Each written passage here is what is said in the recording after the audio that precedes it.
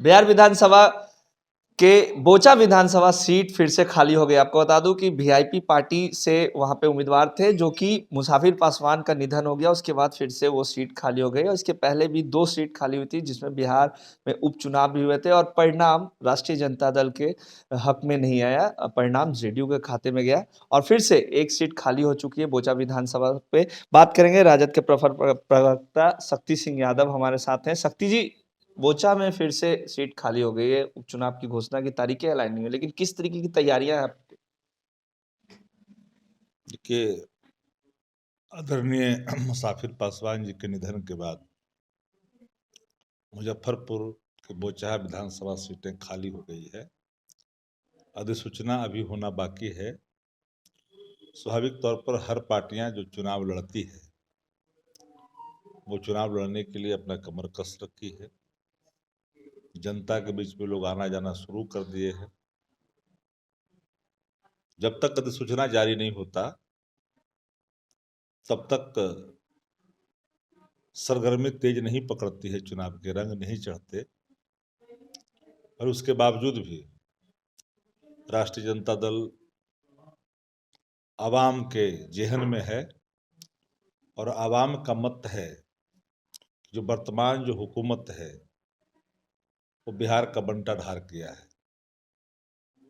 भ्रष्टाचार, बेविचार, अनाचार, महंगाई जैसे मुद्दे, ज्वलंत सवाल जो बिहार में मुंह बाए खड़े हैं, उन सवालों का हल बिहार की जनता चाहती है। बेरोजगारी जैसे गंभीर जो महामारी का रूप ले लिया है, बेरोजगारी, पलायन, ये सारे सवालात हैं।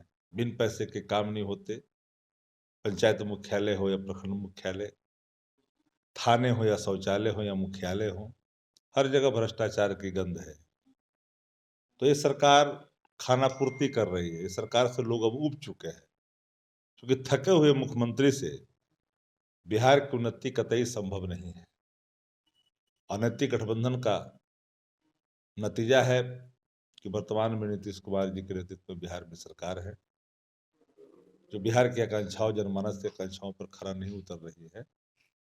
सर्टेन लोग इस बिहार की जो गाढ़ी कमाई है जनता का, उस पर गुलछर्रे लोग उड़ा रहे हैं।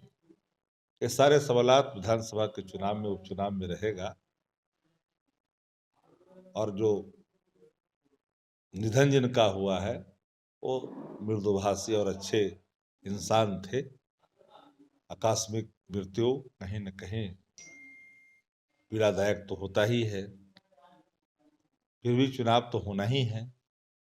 तो राष्ट्रीय जनता दल पूरी तन्मयता से चुनाव को लड़ेगी और जन आकांक्षाओं पर खरा उतरने की कोशिश करेगी।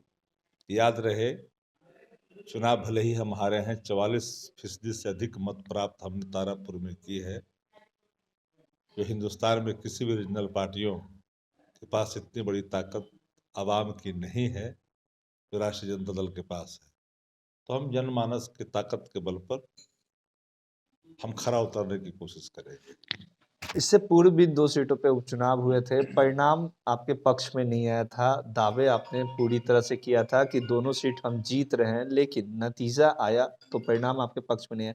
अब फिर से एक सीट खाली हो गया बिहार विधानसभा का, तो स्ट्रैटेजी क्या रहेगा? या पुनः जो स्ट्रैटेजी पहले था वही स्ट्रैटेजी रहेगा, फिर कुछ नया स्ट्रैटेजी? चुनाव हार जीत एक अलग विषय है और जनता का स्नेह और प्यार बहुत मिला। उसी के बूते हम फिर चुनाव में उतरेंगे और सफलता हासिल करेंगे। रमई राम इससे पहले वहाँ के उम्मीदवार थे, हालांकि मुसाफिर पासवान से वो हार गए और उन्होंने चुनाव में ना उतरने की घोषणा कर दी है और वहीं अपनी बेटी को चुनाव में उतारने की बात कर रहे हैं। क्या आरजेडी की तरफ से इस बार बोचा विधानसभा सीट से रमई राम की बेटी ही रहेंगी? ये पार्टी के नेतृत्व फैसला लेगी कौन कैंडिडेट होगा, नहीं होगा। हर व्यक्ति चाहता है कि हम चुनाव लड़ें, लेकिन नेतृत्व फैसला लेगा, समय आने पर फैसला ले भी लेगा। लेकिन रमई राम ने ये घोषणा कर दी। रमेश राम जी कद्दावर नेता हैं, मजबूत नेता हैं, लंबे समय तक 50 का प्रतिनिधित्व किया है, सरकार में मंत्री रहे हैं, बड़े पदों को सुशोभित किया है। तो निश्चित तौर पर उनकी अपनी जो मांग है स्वाभाविक है, और उसके बावजूद भी नेतृत्व फैसला लेगा समय आने पर। बीजेपी के सांसद हैं अजय निषाद, उन्होंने कहा कि इस बार बीजेपी को बोचा विधानसभा सीट से चुनाव लड़ना चाहिए। तो क्या वीआईपी और बीजेपी की इस टकराव में राजद को कहीं न कहीं फायदा पहुंचेगा? देखिए, बीजेपी और वीआईपी पार्टी का वो सीट है, बीजेपी चाह रही है कि हम लड़ें, वो उनका आंतरिक मामला है गठबंधन का। उसमें राष्ट्रीय जनता दल का कोई दूर-दूर तक लेना-देना नहीं है। हम अपने मिशन मोड में रहते हैं।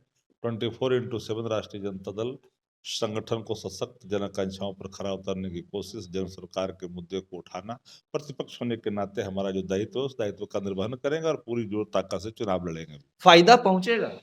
स्वाभाविक तौर पर बताने की जरूरत थोड़ी है, तो होना ही है।